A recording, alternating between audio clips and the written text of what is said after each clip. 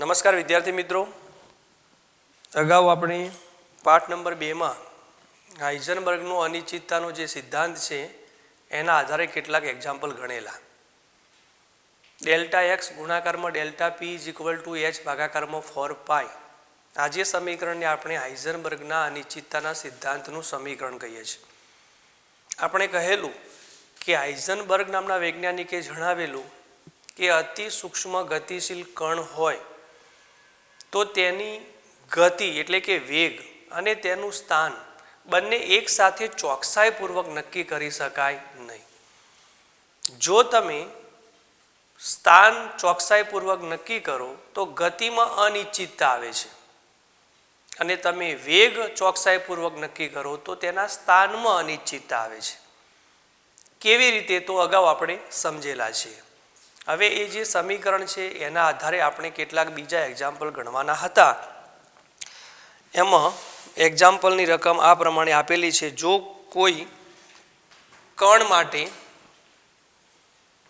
કોઈ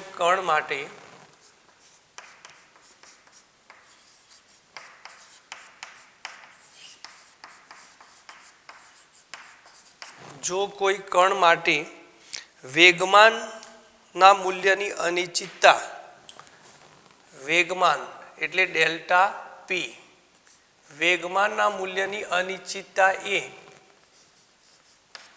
delta x એટલે કે સ્થાનના મૂલ્યની અનિશ્ચિતતા કરતાં અડધી છે. ડેલ્ટા પી એ ડેલ્ટા એક્સ કરતાં અડધી છે.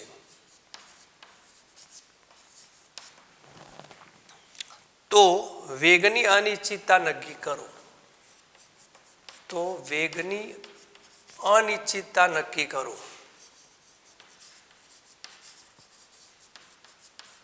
એટલે કે આપણે ડેલ્ટા વી નક્કી કરવાનું છે.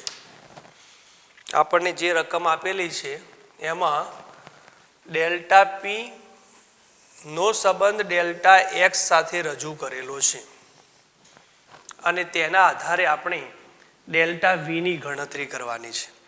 તો વિદ્યાર્થી મિત્રો, આપણી પાસે જે સૂત્ર છે તે ડેલ્ટા એક્સ ગુણાકારમાં delta p is equal to h ભાગાકારમાં 4π થશે.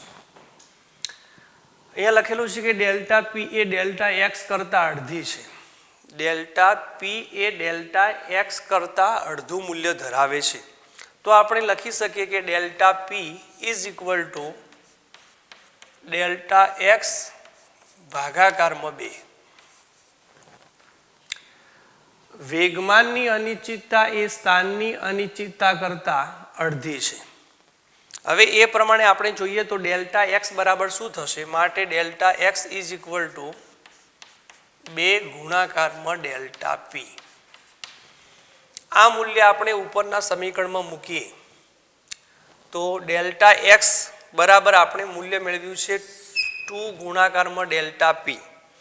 તો 2 ગુણાકારમાં ડેલ્ટા પી ગુણાકારમાં delta p is equal to h ભાગાકારમાં 4π થશે. 2 ને આપણે આ બાજુ મૂકીએ ડેલ્ટા પી નો વર્ગ થશે. માટે ડેલ્ટા પી નો વર્ગ ઇઝ ઇક્વલ ટુ એચ ભાગાકારમાં 8π. ડેલ્ટા પી એટલે શું? M delta v. કારણ કે વેગમાન એ દળ અને વેગનો ગુણાકાર છે એટલે એમ ડેલ્ટા વી નો સ્ક્વેર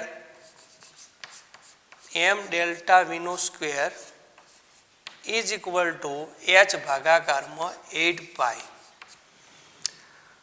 એમ સ્ક્વેર આપણે અહીંયા મૂકી દઈએ તો delta v square is equal to h ભાગાકારમાં 8π ગુણાકારમાં એમ સ્ક્વેર. વેગની અનિશ્ચિતતા નક્કી કરવાની છે એટલે ડેલ્ટા વી નો સ્ક્વેર આપણને મળ્યો છે. તો delta v is equal to અહીંયા વર્ગમૂળ થશે. તો delta v is equal to વર્ગમૂળમાં એચ ભાગાકારમાં 8π ગુણાકારમાં એમ સ્ક્વેર. એમ સ્ક્વેરનું વર્ગમૂળ એમ થઈ જશે. 8 એટલે 4 ગુણાકારમાં 2 અને 4નું વર્ગમૂળ 2 થઈ જશે. એટલે આપણે આ પ્રમાણે લખી શકીએ 1 ભાગાકારમાં m સ્ક્વેર છે એનું વર્ગમૂળ m થશે. 8 એટલે 4 ગુણ્યા 2 આપણે 2 ભાગ કરી દીધા છે અને 4નું વર્ગમૂળ 2 થશે એટલે 2m વર્ગમૂળમાં h નું વર્ગમૂળ નીકળતું નથી એટલે એને વર્ગમૂળમાં રાખીશું h ભાગાકારમાં 4 ગુણાકારમાં 2 હતા એટલે 2 બાકી છે 2 પાઈ. આ પ્રમાણે ડેલ્ટા v નું મૂલ્ય મળશે 1 ભાગાકારમાં 2m વર્ગમૂળમાં h ભાગાકારમાં 2 પાઈ. આ રીતે વેગની અનિશ્ચિતતા નક્કી કરી શકાય છે. વેગમાન અને સ્થાનની અનિશ્ચિતતા આપેલી હોય તો આ રીતે ડેલ્ટા v ની ગણતરી કરી શકાય. બીજો એક્ઝામ્પલ આપણને આપેલો છે એ જ પ્રકારે. એમાં આ પ્રમાણે રકમ આપેલી છે. સ્થાનની અનિશ્ચિતતા એટલે ડેલ્ટા એક્સ એ વેગની અનિશ્ચિતતા કરતા 1 ભાગાકારમાં 4 ગણી છે. ડેલ્ટા એક્સ એ ડેલ્ટા વી કરતા 1/4 ચોથા ભાગની છે.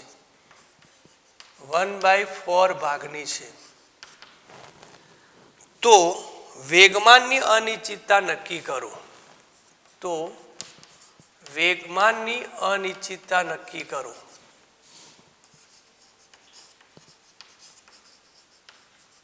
વેગમાનની અનિશ્ચિતતા નક્કી કરો. અહીંયા આપણને ડેલ્ટા વી અને ડેલ્ટા એક્સ આપેલું છે. આપણે ડેલ્ટા પી નક્કી કરવાનું છે. તો ડેલ્ટા પી કેવી રીતે નક્કી થશે? ડેલ્ટા એક્સ ગુણાકારમાં ડેલ્ટા પી એના માટેનું જે સમીકરણ છે એ સમીકરણને આધારે આપણે કહી શકીએ છીએ કે ડેલ્ટા પી નું મૂલ્ય કેવી રીતે મળશે. તો હવે જોઈએ ડેલ્ટા એક્સ ગુણાકારમાં delta p is equal to h ભાગાકારમાં 4 પાઈ. ડેલ્ટા પી એટલે m ડેલ્ટા વી. તો આપણે ડેલ્ટા એક્સ ગુણાકારમાં m delta v is equal to h ભાગાકારમાં 4 પાઈ થશે. ડેલ્ટા એક્સ એ ડેલ્ટા વી કરતા 1/4 ભાગની છે. એટલે આપણે કહી શકીએ કે delta x is equal to delta v ભાગાકારમાં 4. હવે આ જે મૂલ્ય છે તે મૂલ્ય આપણે ઉપરના સમીકરણમાં મૂકીએ. ડેલ્ટા એક્સ નું મૂલ્ય આપણને મળ્યું છે ડેલ્ટા વી ભાગાકારમાં 4 ગુણાકારમાં m delta v is equal to h ભાગાકારમાં 4 પાઈ. ડેલ્ટા એક્સ નું મૂલ્ય આપણે અહીંયા મૂકેલું છે બરાબર. અને m ડેલ્ટા વી તો આપેલો છે. અહીંયા 4 દૂર થઈ જશે. ડેલ્ટા વી નો સ્ક્વેર થશે એટલે m delta v square is equal to h ભાગાકારમાં પાઈ. વેગમાનની અનિશ્ચિતતા નક્કી કરવી છે. વેગમાન એટલે ડેલ્ટા પી અને ડેલ્ટા પી એટલે m ડેલ્ટા વી. અહીંયા ડેલ્ટા વી નો સ્ક્વેર છે, એક જ m છે. તો બંને બાજુએ આપણે m વડે ગુણાકાર કરવો પડશે. બંને બાજુને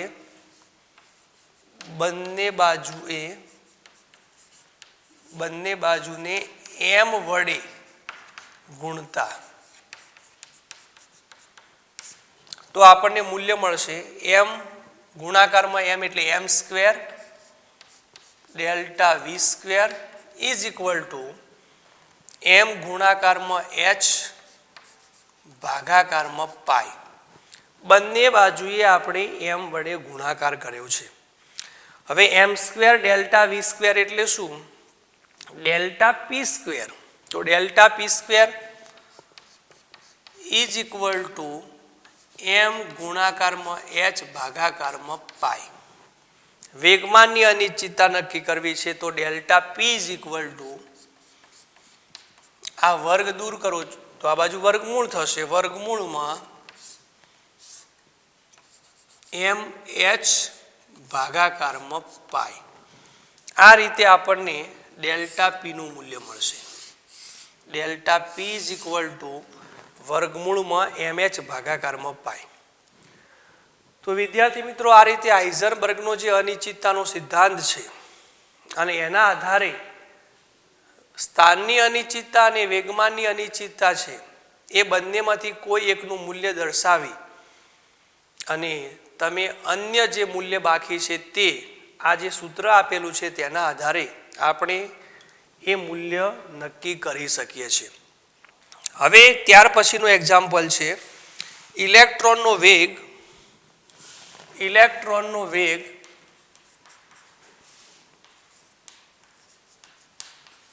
300 મીટર પ્રતિ સેકન્ડ છે. 300 મીટર પ્રતિ સેકન્ડ છે. જો વેગની અનિશ્ચિતતા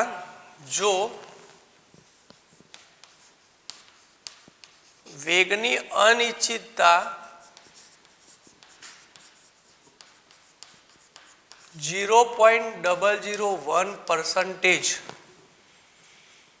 હોય તો તેના સ્થાનની અનિશ્ચિતતા શોધો. તેના સ્થાનની અનિશ્ચિતતા ગણો. એટલે કે ડેલ્ટા એક્સ ની ગણતરી કરવાની છે. અહીંયા આપણને વેગની અનિશ્ચિતતા આપેલી છે એટલે કે ડેલ્ટા વી નું મૂલ્ય આપેલું છે. સૂત્ર આપણી પાસે છે ડેલ્ટા એક્સ ગુણાકારમાં m delta v is equal to h ભાગાકારમાં 4 પાઈ. પણ વિદ્યાર્થી મિત્રો, અહીંયા ઇલેક્ટ્રોનનો વેગ 300 મીટર પ્રતિ સેકન્ડ છે. વેગ ડેલ્ટા વી નહીં, માત્ર વી. અને વેગની અનિશ્ચિતતા 0.001% છે. જો અનિશ્ચિતતા 100% હોય તો ડેલ્ટા વી નું મૂલ્ય બનશે 300 મીટર પ્રતિ સેકન્ડ. પણ અહીંયા અનિશ્ચિતતા 0.001% છે. તો ડેલ્ટા વી નું મૂલ્ય કેટલું થાય એ આપણે સૌપ્રથમ શોધવું પડે. અનિશ્ચિતતા 100% હોય, 100% અનિશ્ચિતતા હોય તો delta v is equal to 300 metre પ્રતિ સેકન્ડ મળશે. બરાબર છે. આમાં 100% ત્રુટિ આવે તો મૂલ્ય તેનું બમણું થશે અને 0.001% ત્રુટિ હોય તો ડેલ્ટા વી બરાબર કેટલા થશે? હોય તો 300 ગુણાકારમાં 0.001 ભાગાકારમાં 100 થશે. બરાબર છે. એટલે 0.001 ગુણાકારમાં 3 0.003 થશે. આ આપણને ડેલ્ટા વી નું મૂલ્ય મળ્યું. એટલે કે 3 ગુણાકારમાં 10⁻³ મીટર પ્રતિ સેકન્ડ આ ડેલ્ટા વી નું મૂલ્ય થશે. હવે ડેલ્ટા વી નક્કી કર્યા પછી આપણી પાસે સૂત્ર છે અને એમાં તમે મૂલ્ય મૂકો. ડેલ્ટા એક્સ ગુણાકારમાં એમ ડેલ્ટા વી એચ ભાગાકારમાં 4 પાઈ. ડેલ્ટા એક્સ નક્કી કરવાનું છે તો delta x is equal to આ નીચે આવશે એચ એટલે 6.626 ગુણાકારમાં 10⁻34 જૂલ ઇન્ટુ સેકન્ડ ભાગાકારમાં 4 પાઈ એટલે 3.14 એમ એટલે ઇલેક્ટ્રોનનું દળ 9.109 ગુણાકારમાં 10⁻31 કિલોગ્રામ. ડેલ્ટા વી એટલે 3 ગુણાકારમાં 10⁻³ -31 અને -3 એટલે -34 થશે. એટલે અહીંયા ઉડી જશે. બરાબર. માત્ર આટલું સાદુરૂપ આપવાનું થશે અને તેનું મૂલ્ય મળે છે 0.0193. Delta x is equal two 0.0193 એટલે 1.93 ગુણાકારમાં 10⁻² થશે. ડેલ્ટા એક્સ એટલે સ્થાનની અનિશ્ચિતતા. સ્થાન નક્કી કરવા માટે આપણે તરંગ લંબાઈ એટલે કે લંબાઈનો એકમ મીટર છે. તો આ રીતે આપણે સ્થાનની અનિશ્ચિતતા નક્કી કરી શકીએ છીએ. આપણને આ રીતે ડેલ્ટા એક્સનું મૂલ્ય મળશે. Delta x is equal two 1.93 ગુણાકારમાં 10⁻². તો અહીંયા વિદ્યાર્થી મિત્રો હાઇઝનબર્ગના અનિશ્ચિતતાના જે સિદ્ધાંત છે અને એમાં જે સૂત્ર છે એના આધારે આપણે આ જે એક્ઝામ્પલ મૂકેલા છે તે પરીક્ષા માટે પણ એટલા જ ઉપયોગી છે. હવે ત્યાર પછીનો પ્રશ્ન આપણે સમજવાનો છે બોરના નમૂનાની નિષ્ફળતાના કારણો. બોરનો જે નમૂનો આપેલો છે એના નિષ્ફળતાના કારણો શું હોઈ શકે. અગાઉ આપણે થોમ્સનનો પરમાણુ નમૂનો, રુથરફોર્ડનો પરમાણુ નમૂનો અને છેલ્લે નીલ બોરનો પરમાણુ નમૂનો. બોરના નમૂનાના નિષ્ફળતાના કારણો.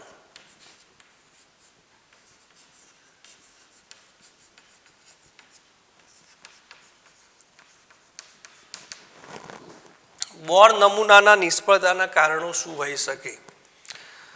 તો વિદ્યાર્થી મિત્રો અહીંયા આપણે ખાસ એ સમજવાનું છે કે નીલ બોર નામના વૈજ્ઞાનિકે હાઇડ્રોજન પરમાણુ માટે આ નમૂનો રજૂ કરેલો છે અને એમાં જે નમૂનો રજૂ કર્યો છે એમાં આપણે સમજેલા છીએ કે ઇલેક્ટ્રોન એ કેન્દ્રની આસપાસ વર્તુળાકાર માર્ગે ગતિ કરે છે, ચોક્કસ કક્ષામાં ગતિ કરે છે, વર્તુળાકાર માર્ગમાં ગતિ કરે છે. એટલે એમ કહી શકાય કે ઇલેક્ટ્રોનની તરંગ પ્રકૃતિને ધ્યાનમાં લેવામાં આવી નથી. નીલ બોરના પરમાણુ નમૂના અનુસાર દાખલા તરીકે આ કેન્દ્ર છે તો કેન્દ્રની આસપાસ વર્તુળાકાર માર્ગે ઇલેક્ટ્રોન ગતિ કરે છે. આ વર્તુળાકાર માર્ગ છે અને એ વર્તુળાકાર માર્ગમાં ઇલેક્ટ્રોન ગતિ કરે છે જેને આપણે કક્ષા કહીએ છીએ. બરાબર, આ ઇલેક્ટ્રોન છે. તો કેન્દ્રની આસપાસ ઇલેક્ટ્રોન વર્તુળાકાર માર્ગે ગતિ કરતો હોય, ચોક્કસ વર્તુળાકાર માર્ગે ગતિ કરતો હોય કેન્દ્રની આસપાસ, તો એમ કહેવાય કે ઇલેક્ટ્રોનની તરંગ પ્રકૃતિને ધ્યાનમાં લીધી નથી. ઇલેક્ટ્રોનની તરંગ પ્રકૃતિ અથવા આ જે નમૂનો છે એના આધારે ઇલેક્ટ્રોનની તરંગ પ્રકૃતિ સમજાવી શકાતી નથી. આપણે કહેલું કે કોઈ પણ કણ હવે દ્વૈત સ્વભાવ ધરાવે છે, કણ પ્રકૃતિ અને તરંગ પ્રકૃતિ. તો અહીંયા તરંગ પ્રકૃતિને અનુમોદન મળતું નથી અને એટલા માટે નીલ બોરનો પરમાણુ નમૂનો છે તે નિષ્ફળ ગયો છે. એક બીજી પણ મહત્વની બાબત છે, ઇલેક્ટ્રોન કેન્દ્રને અનુલક્ષીને આ વર્તુળાકાર માર્ગે ગતિ કરે છે. બરાબર, આ વર્તુળાકાર માર્ગે ગતિ કરે છે. આપણે કહેલું અગાઉ હાઇઝનબર્ગના અનિશ્ચિતતાના સિદ્ધાંતમાં કે ઇલેક્ટ્રોનની જે પ્રક્ષેપ પથ છે એના અસ્તિત્વને હાઇઝનબર્ગનો અનિશ્ચિતતાનો સિદ્ધાંત નકારી કાઢે છે. અહીંયા આપણે એમ સમજીએ છીએ કે ઇલેક્ટ્રોન એક વર્તુળાકાર માર્ગે ગતિ કરે છે એટલે જે કક્ષા આપેલી છે તેનો પ્રક્ષેપ પથ નક્કી કરેલો છે. જો કક્ષા માટે ચોક્કસ નિશ્ચિત પથ હોય તો કહી શકાય કે કોઈ પણ કણ માટે તેનું સ્થાન અને વેગ બંને એક સાથે ચોકસાઈપૂર્વક નક્કી કરી શકાય છે. પરંતુ હાઇઝનબર્ગના અનિશ્ચિતતાના સિદ્ધાંત અનુસાર એમ કહેવાય કે વેગ અને સ્થાન બંને એક સાથે ચોકસાઈપૂર્વક નક્કી કરી શકાતા નથી. એટલે નીલ બોરનો જે પરમાણુ નમૂનો છે તે હાઇઝનબર્ગના અનિશ્ચિતતાના સિદ્ધાંતના વિરોધાભાસ, હાઇઝનબર્ગના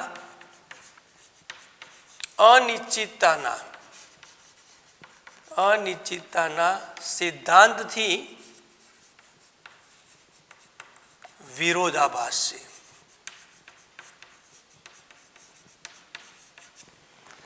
કેમ વિરોધાભાસ?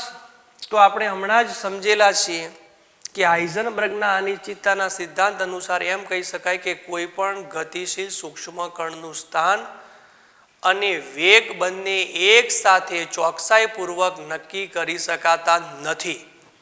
એટલે કે ઇલેક્ટ્રોન જે ગતિ કરે છે તેના પ્રક્ષેપ પથને આ સિદ્ધાંત નકારી કાઢે છે, નિશ્ચિત પથને નકારી કાઢે છે. જ્યારે નીલ બોર્નના પરમાણુ નમૂનામાં આપણે કહ્યું છે કે ઇલેક્ટ્રોન વર્તુળાકાર માર્ગે ચોક્કસ પથમાં ગતિ કરે છે, નિશ્ચિત પથ ઉપર ગતિ કરે છે. કક્ષા માટે પ્રક્ષેપ પથ હોય છે એવું નીલ બોર્નના પરમાણુ નમૂનામાં છે. જ્યારે હાઇઝનબર્ગમાં એમ છે કે ઇલેક્ટ્રોન માટે પ્રક્ષેપ પથનું અસ્તિત્વ હોઈ શકે નહીં. તો આ બંને બાબતો વિરોધાભાસ થાય છે. એટલે નીલ બોર્નનો પરમાણુ નમૂનો છે તે અહીંયા નિષ્ફળ ગયો છે.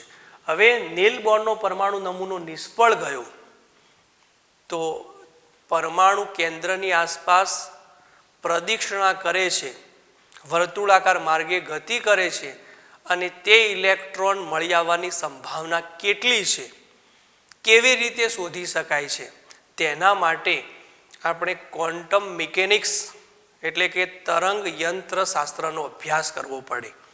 એટલે આપણે અગાઉ કહેલું છે કે પરમાણુ સમજવા માટે થોમ્સનનો પરમાણુ નમૂનો, રુથરફોર્ડનો પરમાણુ નમૂનો, નીલ બોર્નનો પરમાણુ નમૂનો અને આ ત્રણેય નમૂનાઓ પરથી પરમાણુની જે ઇલેક્ટ્રોન અને વર્તુળાકાર માર્ગે જે ગતિ કરે છે તેની પૂરી સમજ મેળવવા માટે આપણે ક્વોન્ટમ મિકેનિક્સ પર આધાર રાખવો પડે છે.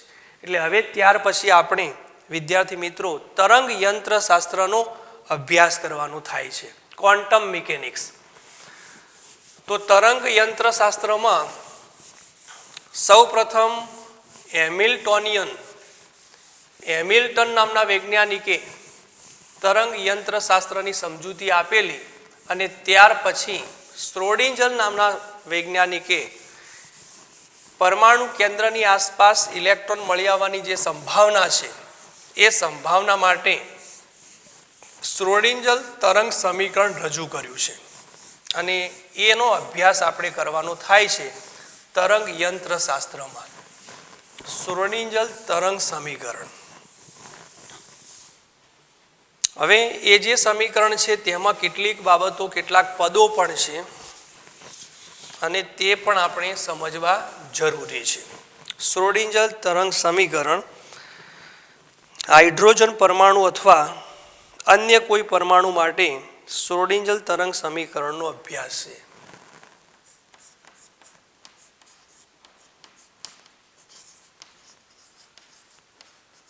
શ્રોડિંજર તરંગ સમીકરણ. સૌપ્રથમ ક્વોન્ટમ મિકેનિક્સમાં તરંગ યંત્ર શાસ્ત્રમાં હેમિલ્ટન નામના વૈજ્ઞાનિકે ઇલેક્ટ્રોન માટે કેટલોક અભ્યાસ કરેલો છે અને હેમિલ્ટન નામના વૈજ્ઞાનિકે જે સમીકરણ આપેલું છે તેનો શ્રોડિંજર નામના વૈજ્ઞાનિકે અભ્યાસ કરી અને કેન્દ્રની આસપાસ ઇલેક્ટ્રોન પ્રદક્ષિણા કરે છે અને તેના માટે ઇલેક્ટ્રોનનું તરંગ સમીકરણ રજૂ કરેલું છે. હેમિલ્ટોનિયન જે સમીકરણ છે તેમાં આ પ્રમાણે સમીકરણ છે H psi is equal to E psi, જ્યાં H ને આપણે કહીએ છીએ હેમિલ્ટોનિયન કારક. આ જે H છે H ને કહેવામાં આવે છે હેમિલ્ટોનિયન કારક. હેમિલ્ટોનિયન કારક. E એટલે ઇલેક્ટ્રોનની ઉર્જા છે. E એટલે ઇલેક્ટ્રોનની ઉર્જા. ઇલેક્ટ્રોનની ઉર્જા અને psi એ ઇલેક્ટ્રોન મળી આવવાની સંભાવના છે. psi જે આપણે રજૂ કરેલો છે તે psi ને કહેવામાં આવે છે ઇલેક્ટ્રોન મળવાની સંભાવના.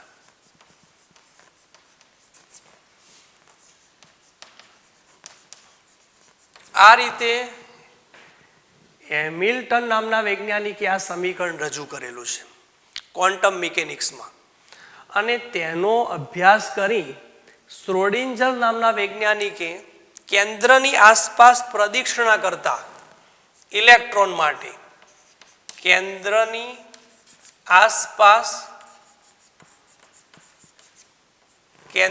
આસપાસ પ્રદક્ષિણા કરતા ઇલેક્ટ્રોન માટે તરંગ સમીકરણ રજૂ કર્યું છે. ઇલેક્ટ્રોન માટે તરંગ સમીકરણ, અને તે સમીકરણ આ પ્રમાણે છે: ડેલ સ્ક્વેર સાઈ ભાગાકારમાં del x square plus del square Sai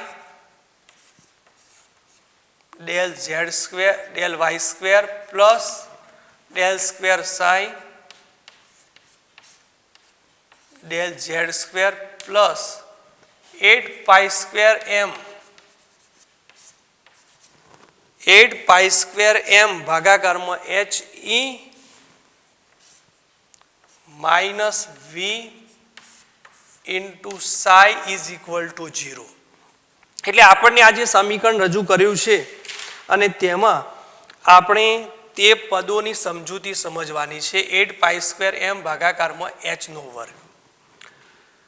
કેન્દ્રની આસપાસ પ્રદક્ષિણા કરતા ઇલેક્ટ્રોન માટેનું જે તરંગ સમીકરણ છે ડેલ, આનું નામ છે del psi, del square psi ભાગાકારમાં del x square plus del square psi ભાગાકારમાં del y square plus del square psi ભાગાકારમાં del z square plus 8 pi square m ભાગાકારમાં s square e minus v into psi is equal to 0. અહીંયા આપણને જે મૂલ્યો આપેલા છે x y z એ કાર્ટેશિયન યામ દર્શાવે છે. એક્સ વાય અને ઝેડ એ ઇલેક્ટ્રોન મળી આવવાની જે સંભાવના છે એના માટેના કાર્ટેશિયન યામ છે, નિર્દેશાંક કહેવાય. કાર્ટેશિયન નિર્દેશાંક ઇલેક્ટ્રોન મળી આવવા માટેની જે દિશા છે એક્સ વાય ઝેડ. સાઈ એક પ્રકારની ગાણિતીય પ્રક્રિયા છે. આખું આપણે આમ સમજીએ ડેલ સ્ક્વેર સાઈ ભાગાકારમાં ડેલ એક્સ નો વર્ગ, તો આ ઇલેક્ટ્રોન મળી આવવાની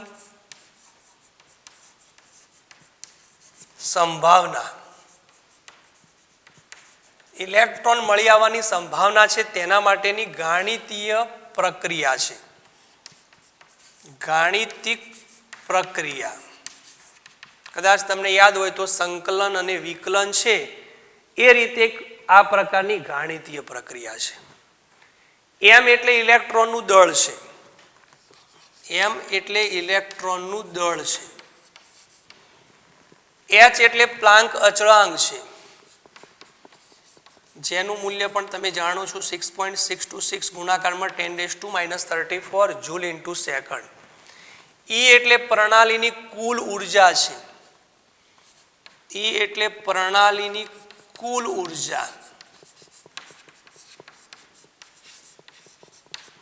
અને વી એટલે વેગ નથી, વી એટલે પ્રણાલીની સ્થિતિજ ઉર્જા છે.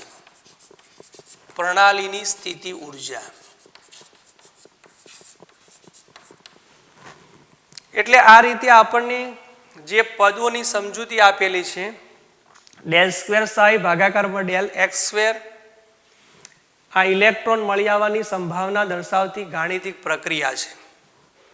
એક્સ વાય ઝેડ એ પરમાણુમાં ઇલેક્ટ્રોન મળી આવે છે તે માટેના કાર્ટેશિયન નિર્દેશાંક છે, યામ છે. એમ ઇલેક્ટ્રોનનું દળ છે, એચ એ પ્લાન્ક અચળાંક છે, ઈ એ પ્રણાલીની કુલ ઉર્જા છે, વી એ પ્રણાલીની સ્થિતિ ઉર્જા છે. આ ખાસ સમજી લેજો, પરીક્ષામાં કેટલીક વાર આવે પણ છે. પદોની સમજૂતી આપો તેમાં વી એ પ્રણાલીની સ્થિતિ ઉર્જા છે. અને આ રીતે શ્રોડિંજર નામના વૈજ્ઞાનિકે કેન્દ્રની આસપાસ પ્રદક્ષિણા કરતા ઇલેક્ટ્રોન માટેનું તરંગ સમીકરણ રજૂ કર્યું છે.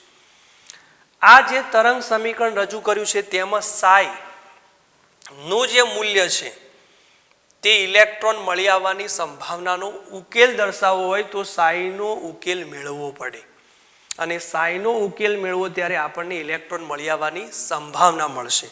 હવે એમાં જે સમીકરણ રજૂ કરેલું છે તેમાં આપણે ખાસ સમજવું છે કે જે સમીકરણ શ્રોડિંજર નામના વૈજ્ઞાનિકે દર્શાવ્યું છે તેમાં કક્ષા અને કક્ષક, ઓર્બિટ અને ઓર્બિટલ, આ જે બે પદો છે તેની સમજૂતી પણ આ સમીકરણના ઉકેલથી આપણને મળે છે. સાઈ માટે આપણે એમ કહી શકીએ કે સાઈનું મૂલ્ય, સાઈ એટલે ઇલેક્ટ્રોન મળી આવવાની સંભાવના, પરંતુ સાઈનું મૂલ્ય શૂન્ય પણ હોઈ શકે, ધન પણ હોઈ શકે અને ઋણ પણ હોઈ શકે. તેનું મૂલ્ય ઋણ પણ હોઈ શકે. હવે વિદ્યાર્થી મિત્રો વિચારો કે સાઈ એટલે ઇલેક્ટ્રોન મળી આવવાની સંભાવના. શ્રોડિંજર સમીકરણમાં આપણે સાઈનો ઉકેલ મેળવીએ તો ઇલેક્ટ્રોન મળી આવવાની સંભાવના કેટલી છે તે આપણે જાણી શકીએ. પણ અહીંયા કહ્યું કે સાઈનું મૂલ્ય શૂન્ય તો બરાબર છે, ધન બરાબર છે, પણ ઋણ ઇલેક્ટ્રોન મળી આવવાની સંભાવના ઋણ હોઈ શકે તો ના. તો એનો અર્થ એમ થયો કે સાઈનું મૂલ્ય ઋણ હોય તો સાઈનો કોઈ ભૌતિક અર્થ નથી, સાઈને સ્વીકારવામાં આવતો નથી. સાઈને બદલે સાઈ સ્ક્વેર સ્વીકારવામાં આવે છે.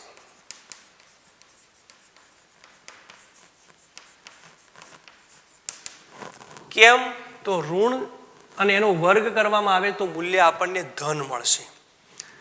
સાઈનો કોઈ ભૌતિક અર્થ નથી. સાઈનો ઉકેલ મેળવવામાં આવે તો ઇલેક્ટ્રોન મળી આવવાની સંભાવના આપણને પ્રાપ્ત થાય છે. પણ આપણે કહ્યું કે ઇલેક્ટ્રોન મળી આવવાની સંભાવના શૂન્ય હોઈ શકે, ધન હોઈ શકે, પણ ઋણ કદાપી ના હોઈ શકે.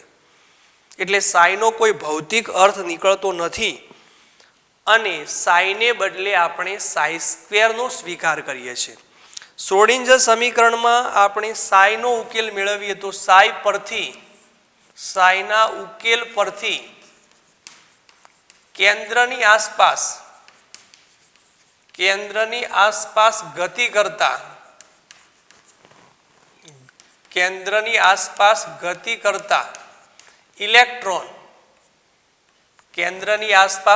કરતા ઇલેક્ટ્રોન મળવાની સંભાવના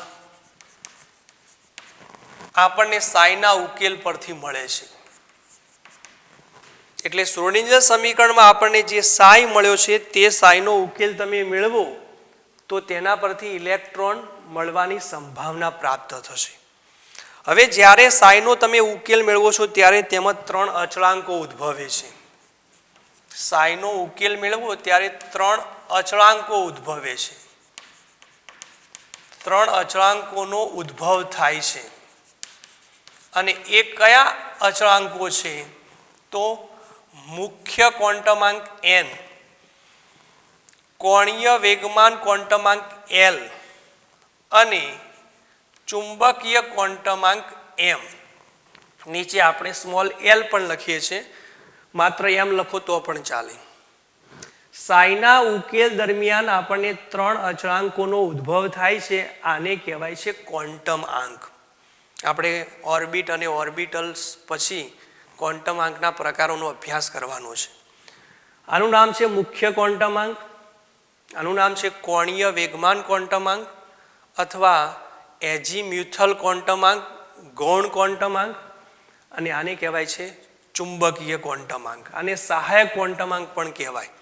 આ 3 ક્વોન્ટમ આંક, આમ તો ક્વોન્ટમ આંક 4 છે, n, l, m અને s. s એટલે સ્પિન ક્વોન્ટમ આંક. પરંતુ શ્રોડિંજર સમીકરણમાં સાઈનો ઉકેલ તમે મેળવો ત્યારે તેમાંથી આપણને 3 જ ક્વોન્ટમ આંક ઉદ્ભવે છે: મુખ્ય ક્વોન્ટમ આંક, સહાયક ક્વોન્ટમ આંક અને ચુંબકીય ક્વોન્ટમ આંક. એટલું જ નહીં, આ ગાણિતીય પ્રક્રિયા છે. ઉપરોક્ત સમીકરણને આધારે, જે શ્રોડિંજર સમીકરણ છે તેને આધારે ઇલેક્ટ્રોનની ઉર્જા નક્કી કરવાનું સમીકરણ પણ પ્રાપ્ત થાય છે. ઇલેક્ટ્રોનની ઉર્જા નક્કી કરવા માટેનું સમીકરણ એ અગાઉ આપણે નેલ બોર્ડના પરમાણુ નમૂનાની જે અભિધારણાઓ છે એમાં અભ્યાસ કરેલો છે. E = -2π² mz² e⁴ k² ભાગાકારમાં n² × h². આ ઇલેક્ટ્રોનની ઉર્જા નક્કી કરવા માટેનું સૂત્ર હતું અને ગુણાકારમાં z² પણ આવે છે. પણ આપણે આ હાઇડ્રોજન પરમાણુ માટે લખીએ તો પરમાણુ ક્રમાંક 1 છે એટલે 1 નો વર્ગ 1 જ થશે. E = -2π² mz² e⁴ k² ભાગાકારમાં n² × s². આ ઇલેક્ટ્રોનની ઉર્જા નક્કી કરવા માટેનું જે સમીકરણ છે તે પણ શ્રોડિંજર સમીકરણમાંથી પ્રાપ્ત થયું છે.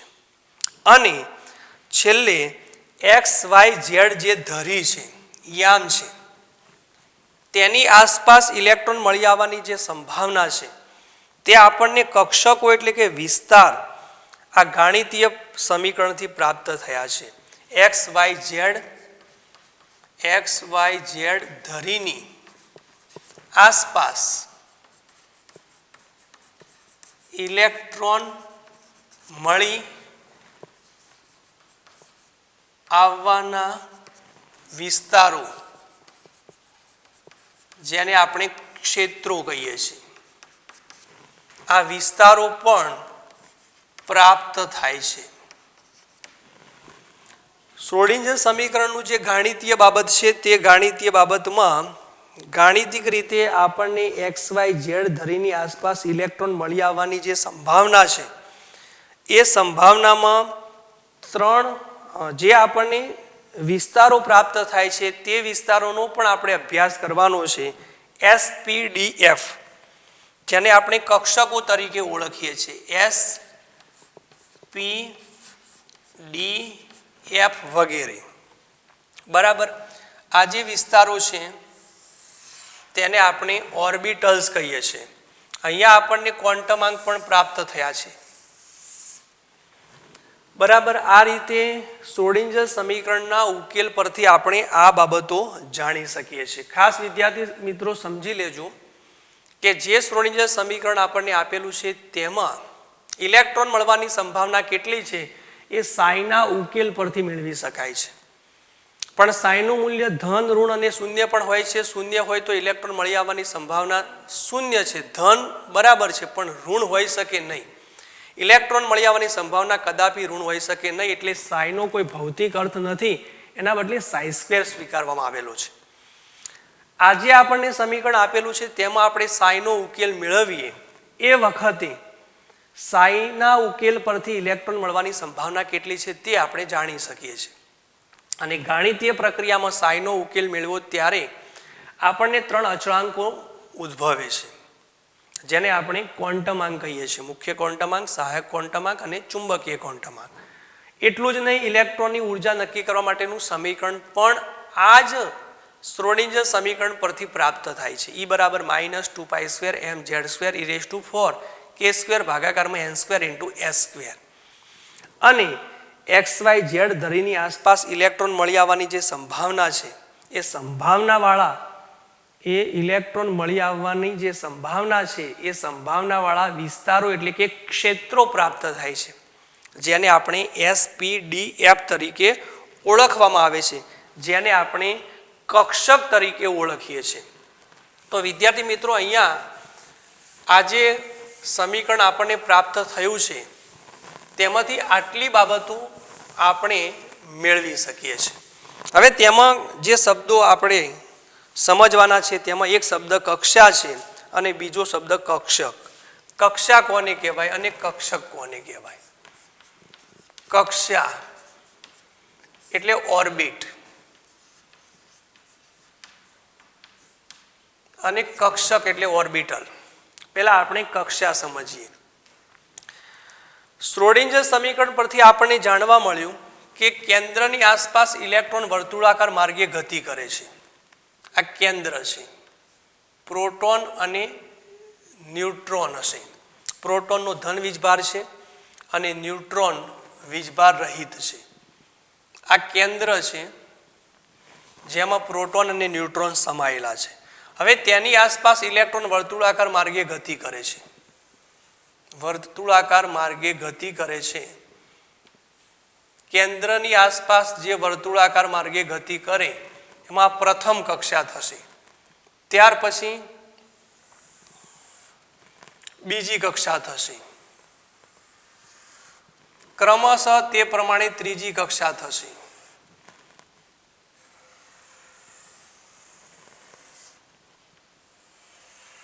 એ પ્રમાણે ચોથી પાંચમી જેમ જેમ કક્ષામાં ઇલેક્ટ્રોન ભરાતા જાય છે તેમ તેમ નવી કક્ષાઓમાં ઇલેક્ટ્રોન ઉમેરાતા જશે.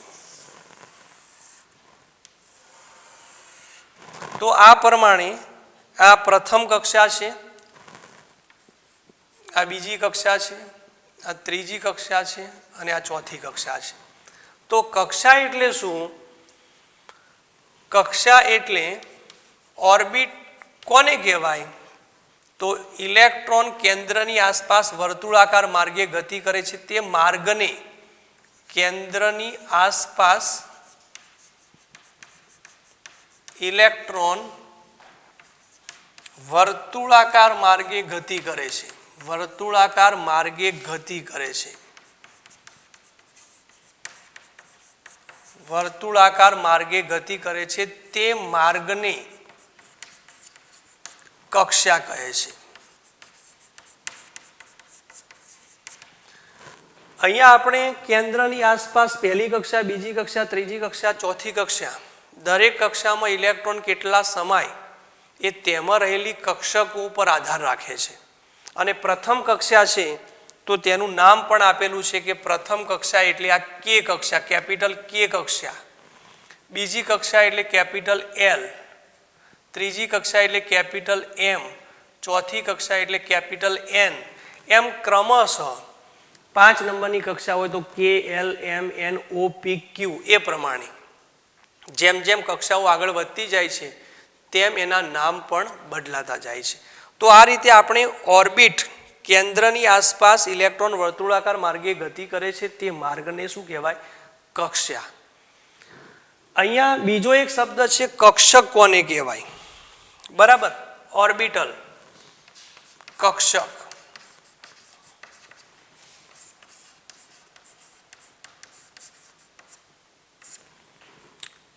ઇલેક્ટ્રોન કેન્દ્રની આસપાસ વર્તુળાકાર માર્ગે ગતિ કરે છે તેને કક્ષા કહેવાય. પરંતુ કેન્દ્રની આસપાસ ઇલેક્ટ્રોન મળી આવવાની સંભાવના મહત્તમ છે તેવા વિસ્તારને કક્ષક કહેવાય. ઇલેક્ટ્રોન કેન્દ્રની આસપાસ, કક્ષક એટલે કેન્દ્રની આસપાસ ઇલેક્ટ્રોન મળી આવવાની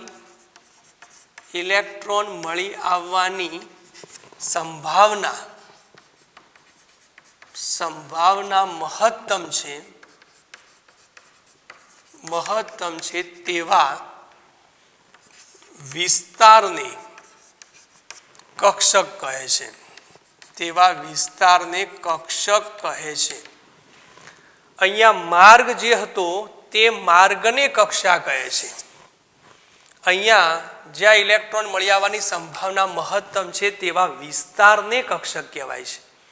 આપણે કહ્યું કે કક્ષામાં કે, એલ, એમ, એન આવે છે અને કક્ષકોમાં એસ, પી, ડી, એફ આવે છે. એસ, પી, ડી, એફ, જી વગેરે. આને આપણે કક્ષકો તરીકે ઓળખીએ છીએ. એસ કક્ષક. દરેક કક્ષકોનો આકાર પણ જુદો જુદો છે. એસ, પી, ડી, એફ એક પ્રકારના વિસ્તાર છે. કે, એલ, એમ અને એન એક પ્રકારના માર્ગ છે. અને આ જે બાબત છે તે શ્રોડિંજર તરંગ સમીકરણમાં જે સાઈનો ઉકેલ આપણે મેળવીએ છીએ તે વખતે આ બાબત આપણે સમજી શકીએ છીએ. હવે આપણને જે ઓર્બિટ અને ઓર્બિટલ્સ, આ ઓર્બિટલ એટલે અહીંયા દાખલા તરીકે આ પ્રથમ કક્ષા છે અને તેની આજુબાજુ, આ કક્ષાની આજુબાજુ ઇલેક્ટ્રોન મળી આવવાની સંભાવના મહત્તમ છે. દાખલા તરીકે અહીંયા ઇલેક્ટ્રોન મળી આવવાની સંભાવના મહત્તમ છે, બરાબર. અહીંયા ઇલેક્ટ્રોન મળી આવવાની સંભાવના મહત્તમ છે. તો અહીંયા જે વિસ્તાર, આ જે વિસ્તાર છે તે વિસ્તારને કક્ષક કહેવાય, બરાબર. આ કક્ષા છે, પીળી લાઈનથી જે દોરેલી છે તે કક્ષા છે. આ કક્ષાની આજુબાજુ એટલે કે કેન્દ્રની આસપાસ ઇલેક્ટ્રોન મળી આવવાની સંભાવના આ વિસ્તારમાં વધારે છે. તો તેવા વિસ્તારને આપણે શું કહીએ છીએ? કક્ષક. એટલે કક્ષક એટલે વિસ્તાર અને કક્ષા એટલે માર્ગ.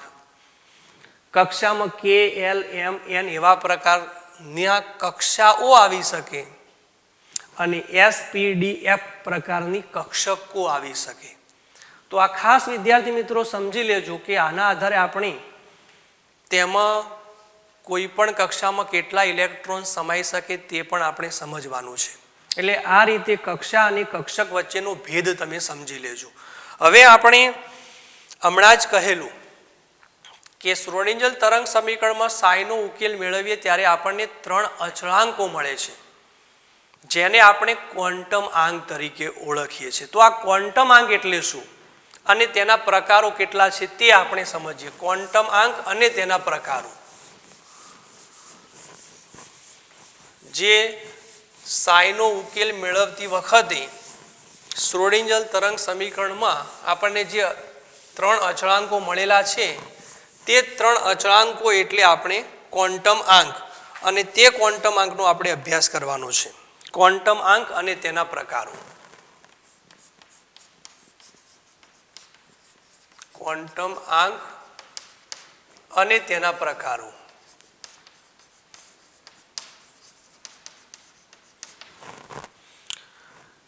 પ્રથમ તો આપણે સમજીએ કે ક્વોન્ટમ આંક કોને કહેવાય.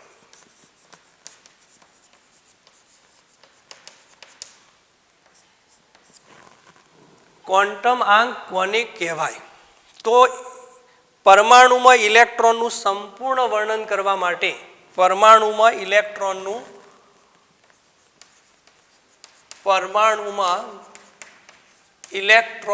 સંપૂર્ણ વર્ણન કરવા માટે જે અંકો વપરાય છે તેને આપણે ક્વોન્ટમ આંક તરીકે ઓળખીએ છીએ. ઇલેક્ટ્રોનનું સંપૂર્ણ વર્ણન કરવા માટે એટલે ક્વોન્ટમ આંક આપણને જે પ્રાપ્ત થાય છે એ ક્વોન્ટમ આંકને આધારે આપણે એમ પણ કહી શકીએ કે ઇલેક્ટ્રોનની કક્ષા, કક્ષક, ઉર્જા આ બધું છે તે અને ઇલેક્ટ્રોનની સ્પિન ક્વોન્ટમ આંક વડે જાણી શકાય છે. ક્વોન્ટમ આંકની મદદથી ઇલેક્ટ્રોન કઈ કક્ષામાં ભ્રમણ કરે છે, કઈ કક્ષકમાં ફરે છે, તેની ઉર્જા કેટલી છે અને તેના સ્પિનનું મૂલ્ય કેટલું છે, આ દર્શાવવા માટે ક્વોન્ટમ આંકની જરૂર પડે છે. એટલું જ નહીં પણ એમ કહેવાય કે ક્વોન્ટમ આંક એ ઇલેક્ટ્રોનનું પાકું સરનામું છે. ક્વોન્ટમ આંક પરથી ઇલેક્ટ્રોનનું સંપૂર્ણ એડ્રેસ આપણે ક્વોન્ટમ આંક વડે જાણી શકીએ છીએ. ઇલેક્ટ્રોન ક્વોન્ટમ આંકને આધારે જે કક્ષા અને કક્ષકનો આકાર કેટલો છે, તેનું કદ કેટલું છે, તેનું સ્થિતિમાન કેવું છે એ સ્થિતિમાન પણ નક્કી કરી શકાય છે ક્વોન્ટમ આંકને આધારે. તો આટલી બાબતો ક્વોન્ટમ આંકને આધારે તમે નક્કી કરી શકો છો. ખાસ એ સમજી લેજો એક જ વાક્યમાં કે ઇલેક્ટ્રોન માટે સંપૂર્ણ વર્ણન કરવું હોય તો તેના માટે જે અંકોની જરૂર પડે છે તેને આપણે ક્વોન્ટમ આંક તરીકે ઓળખીએ છીએ. અને આપણે હમણાં જ સમજેલા કે શ્રોડિંજર સમીકરણમાં સાઈનો ઉકેલ મેળવતી વખતે 3 ક્વોન્ટમ આંક ઉત્પન્ન થયા હતા અને એક વધારાનો બીજો ક્વોન્ટમ આંક છે તેને આપણે સ્પિન ક્વોન્ટમ આંક કહીએ છીએ. તો કુલ અહીંયા આપણે 4 ક્વોન્ટમ આંકનો અભ્યાસ કરવાનો થશે. એક મુખ્ય ક્વોન્ટમ આંક, બરાબર. બીજો છે એ સહાયક ક્વોન્ટમાંક, જેને આપણે કોણીય વેગમાન ક્વોન્ટમાંક અથવા એઝીમ્યુથલ ક્વોન્ટમાંક કહીએ છીએ. ત્રીજો છે ચુંબકીય ક્વોન્ટમાંક અને ચોથો છે સ્પેન ક્વોન્ટમાંક. એસ અથવા MS પણ લખીએ છીએ. એટલે અહીંયા ક્વોન્ટમાંકના 4 પ્રકારો થશે: મુખ્ય ક્વોન્ટમાંક, કોણીય વેગમાન ક્વોન્ટમાંક, ચુંબકીય ક્વોન્ટમાંક અને સ્પેન ક્વોન્ટમાંક. એમાંથી 3 ક્વોન્ટમાંક છે તે ત્રણેય ક્વોન્ટમાંક શ્રોડિંજર સમીકરણમાં જે સાઈનો આપણે ઉકેલ મેળવીએ છીએ તેમાંથી આપણને પ્રાપ્ત થાય છે.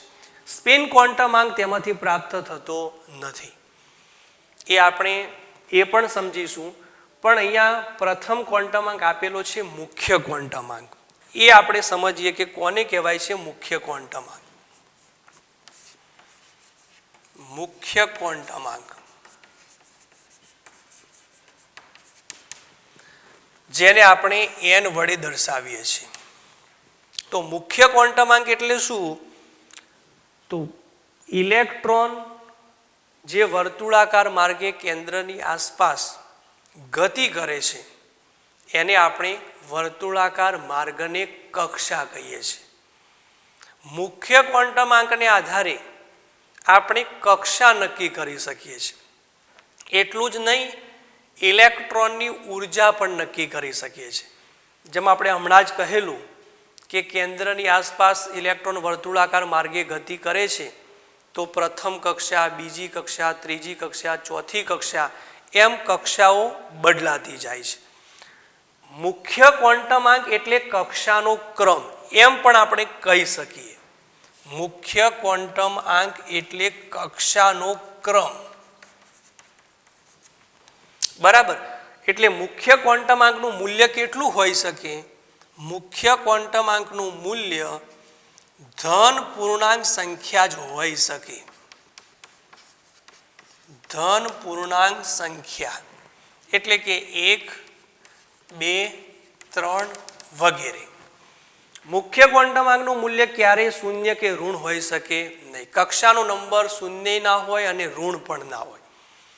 બીજું, મુખ્ય ક્વોન્ટમાંકને આધારે ઇલેક્ટ્રોનનું સ્થાન અને ઇલેક્ટ્રોનની ઉર્જા નક્કી કરી શકાય છે. ઇલેક્ટ્રોનનું સ્થાન અને ઇલેક્ટ્રોનની ઉર્જા નક્કી કરી શકાય છે. કેવી રીતે?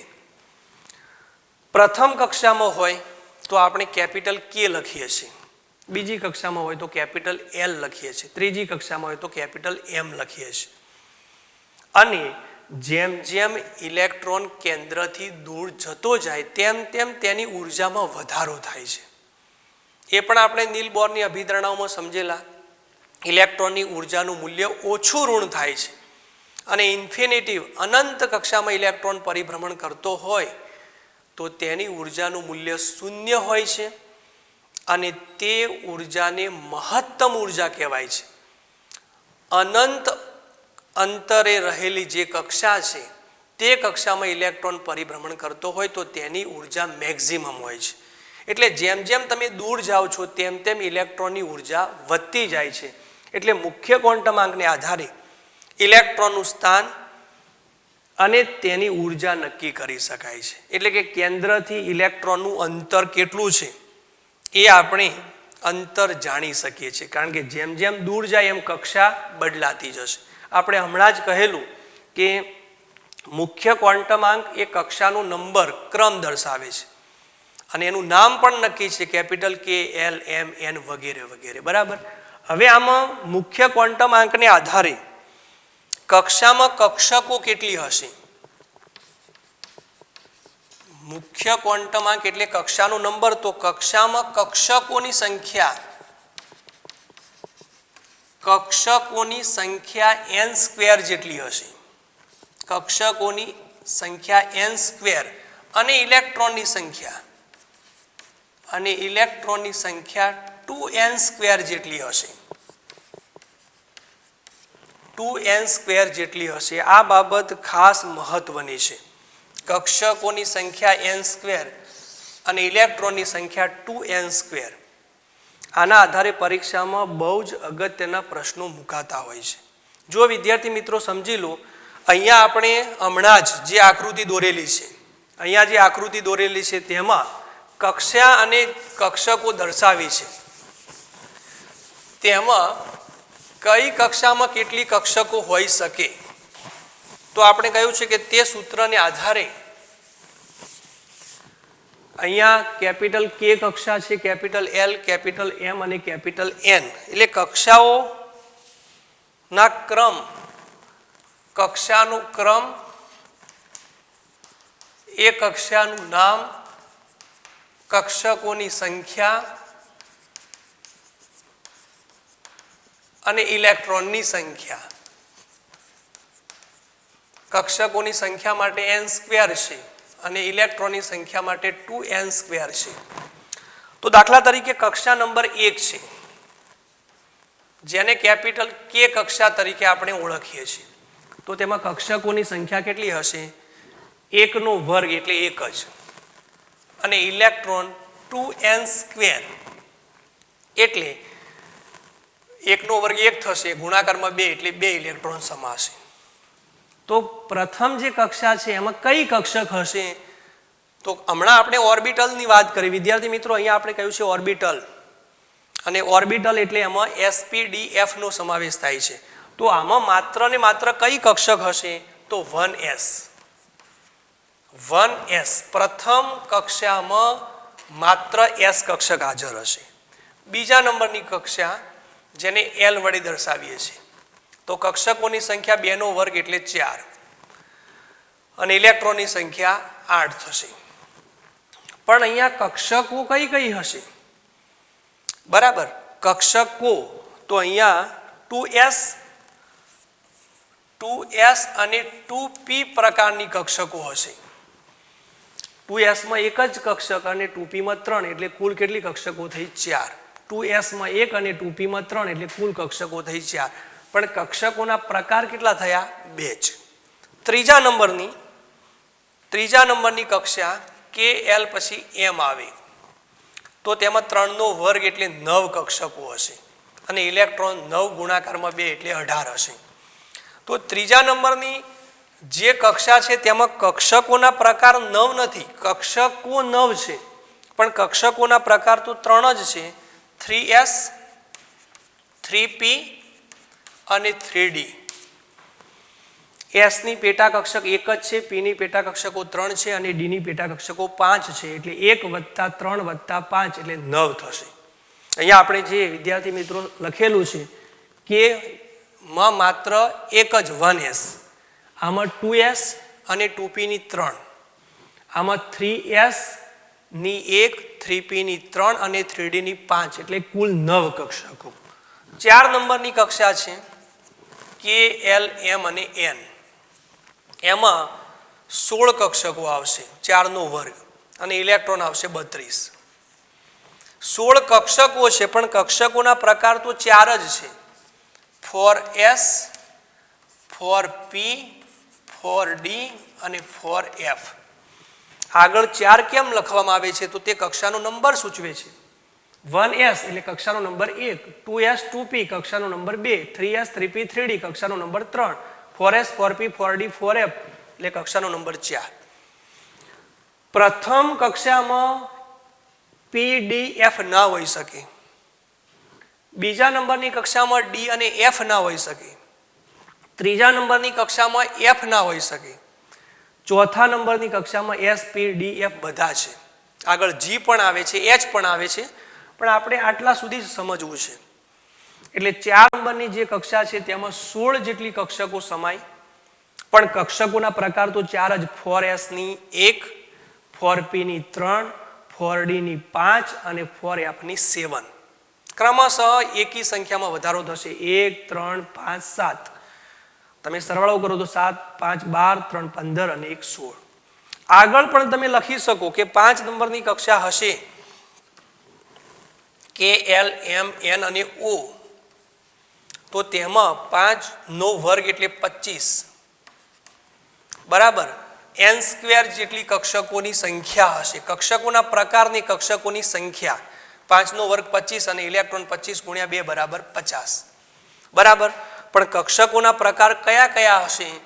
તો φs, φp, φd, φf અને φg. s ની 1, p ની 3, d ની 5, f ની 7 અને g ની 9. 9 + 7 16, 5 21, 3 24 અને 1 25. એટલે આ રીતે જુદી જુદી કક્ષામાં કક્ષકોની સંખ્યા કેટલી હશે અને કક્ષકોના પ્રકાર કેટલા હશે અને તેમાં ઇલેક્ટ્રોન કેટલા ભરાઈ શકે. આ જે બાબત છે તે વિદ્યાર્થી મિત્રો ખૂબ જ મહત્વની છે. એટલે અહીંયા આપણે જે ક્વોન્ટમ આંક અને તેના જે પ્રકારો છે તેમાંથી એક જ મુખ્ય ક્વોન્ટમ આંકનો અભ્યાસ કર્યો. ત્યાર પછીના બાકીના જે 3 ક્વોન્ટમ આંક છે તે આપણે આવતા લેક્ચરમાં ભણીશું.